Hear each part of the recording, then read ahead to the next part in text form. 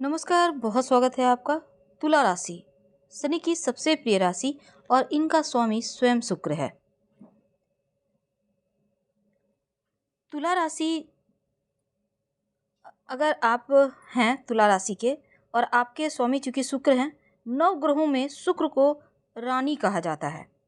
शुक्र यानी भोग विलास, विलासिता, नैसर्गिक कारक होते हैं और तुला वाले पूरे जीवन विलासिता पूर्ण जीवन यापन करना पसंद करते हैं।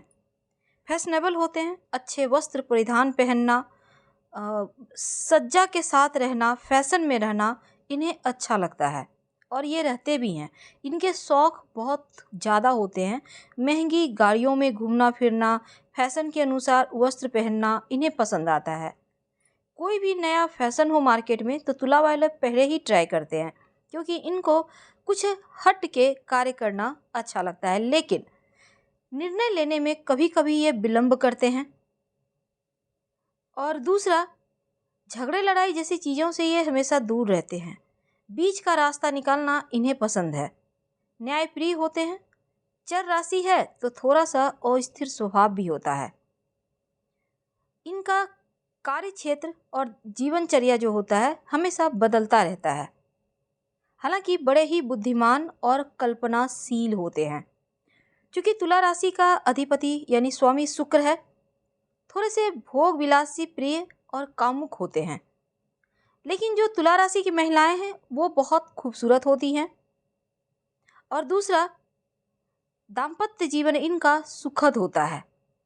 तुला राशि वाले धनवान होते हैं।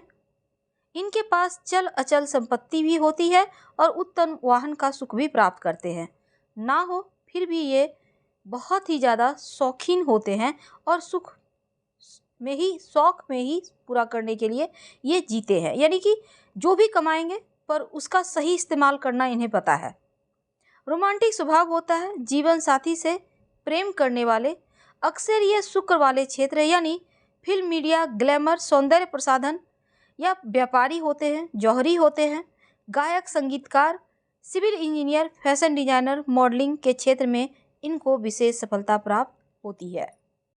तो तुला वाले बहुत ही व्यवहारिक, चतुर, रणनीतिकार और आयोजक प्रवृत्ति के होते हैं। लेकिन आज हम आपको कुछ खास बताएंगे। देखिए, इनकी खासियत यह है कि ये आम तौर पर सामान्य कद के होते हैं। इनका चेहरा बहुत ही तेजस्वी, आकर्षक होता है। सौंदर्य प्रिय, शौकीन स्वभाव के होने के साथ नेतृत्व करने के गुण होते हैं। न्याय का गुण भी इनके अंदर होता है। खर्च करना यानी इनकम और खर्च दोनों में संतुलन बनाए रखने में माहिर होते हैं। धनवान तो होते ही हैं। सामान्य तौर पर ये कानून, राजनीति, शिक्षा के क्षेत्र में या कला के क्षेत्र में जाते हैं। ये यात्राओं या फिर मित्रों से मेलजोल, पार्टी करना, ये चीज़ें इनके शौक होते हैं। ज़्यादातर इनके उम्र के 36 से 48 यानी 36 साल से 48 साल के मध्य जो होता है वो बहुत महत्वपूर्ण होता है। इनमें कुछ कमियां भी है, जैसे कि ये मूडी होते हैं। अपने आदर्शों के कारण कभी कभी थोड़े से तानाशाह हो जाते हैं और दिखावे के चक्कर में बहुत सारा खर्चा भी कर डालते हैं। और कभी कभी तो दूसरों के लिए अपना नुकसान कर बैठते हैं। तो ये खर्च के चक्कर में, दूसरों को प्रभावित करने के चक्कर में खुद परेशान हो उठते हैं। इनका जीवन साथी थोड़ा कठोर होता है। अगर आप पूजा पाठ, ध्यान, उपासना करें तो आपके लापरवाह होने का जो अवगुण है वो समाप्त हो सकता है। तो थोड़ा सा लापरवाही आपको नहीं करना है। दिन की शुरुआत योगा एक्सरसाइज से करें। और विवाह भी अगर करना हो तो बिना कुंडली मिलाए ना करें। और साथ ही अगर आप लव रिलेशनशिप में हैं, हालांकि प्रेम जीवन में इनके बहुत सारे महिला मित्र होते हैं और प्रेम जीवन में बहुत सारा समय भी बर्बाद होता है इनका और धन भी बर्बाद होता है। तो इन चीज़ों से बचिए जहाँ तक संभव हो। अगर आपको लगे कि कोई ना कोई समस्या जीवन में लगी रहती है, तब आप सूर्य को बेहतर करें और चंद्रमा को बेहतर करें। जब ये दोनों ग्रह को आप बेहतर कर लेते हैं तो हर ग्रह अपने आप कंट्रोल में आ जाते हैं। तो भचक्र की 7वीं राशि है तुला राशि, जो कि सामाजिक, खुशमिजाज, आकर्षक व्यक्तित्व वाले होते हैं और रिलेशनशिप में बहुत रोमांटिक होते हैं। अगर हम इनके स्वभाव की बात करें, थोड़े से नटखट होते हैं, हर रिश्ते में स्थिरता और पारदर्शिता चाहते हैं। जैसे ये खुद ईमानदार होते हैं, वैसे ही भी सामने वालों से भी इनको रहता है कि वो भी ईमानदारी से रिश्ता को निभाएं। दूसरों की भावनाओं की बहुत रिस्पेक्ट करते हैं और जिनसे भी प्यार करते हैं पूरी तरह से करते हैं। अनुशासन में रहना पसंद है। ज़्यादातर निर्णय इनके सही साबित होते हैं। बेवजह के बहस से भी बचते हैं और दूसरों की असहमति यह लोग स्वीकार नहीं कर पाते। कभी कभी असुरक्षा की भावना हो जाती है मन में और सही गलत के बारे में इनकी राय बिल्कुल अस्पष्ट होती है। इनमें कुछ कमियां भी है, जैसे कि इनको ये तुरंत कोई फैसला नहीं ले पाते या फिर दिक्कतें होती हैं। थोड़े से लापरवाह होते हैं, थोड़े से रूढ़िवादी होते हैं और थोड़े शर्मीले भी होते हैं। इनको ज़्यादा गुस्सा नहीं आता, लेकिन हाँ, नाराज़ जरूर होते हैं बात बात पे और भावनाओं को मन में दबाए रखते हैं। तो ये तो थी इनकी खूबियाँ और खामियाँ। अब जानते हैं तुला राशि के नक्षत्र के बारे में। तो तुला राशि 3 नक्षत्रों से मिलकर बना है: चित्रा नक्षत्र, स्वाति नक्षत्र और विशाखा नक्षत्र। चित्रा नक्षत्र के 2 चरण, तृतीय और चतुर्थ चरण तुला राशि में आते हैं। पहला और दूसरा चरण कन्या राशि में आता है चित्रा नक्षत्र का। तो चित्रा नक्षत्र के तृतीय चरण में अगर आपका जन्म हुआ है, आप तुला राशि के हैं, तो तृतीय नक्षत्र जो होता है चित्रा नक्षत्र का, इस नक्षत्र में जन्म लेने से जीवन में धन कमाने में खुद अपने बलबूते आप सक्षम होते हैं और धन का भोग भी करते हैं, यानी धन का सदुपयोग कर लेते हैं।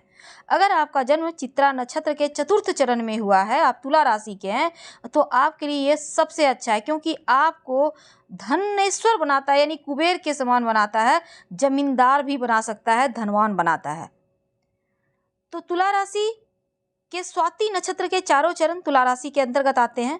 तो स्वाति नक्षत्र का पहला चरण में अगर आपका जन्म हुआ है, तो ये व्यक्ति को धनहीन बनाता है। जीवन में अपनी जरूरतों को पूरा करने में वो असमर्थ हो जाता है।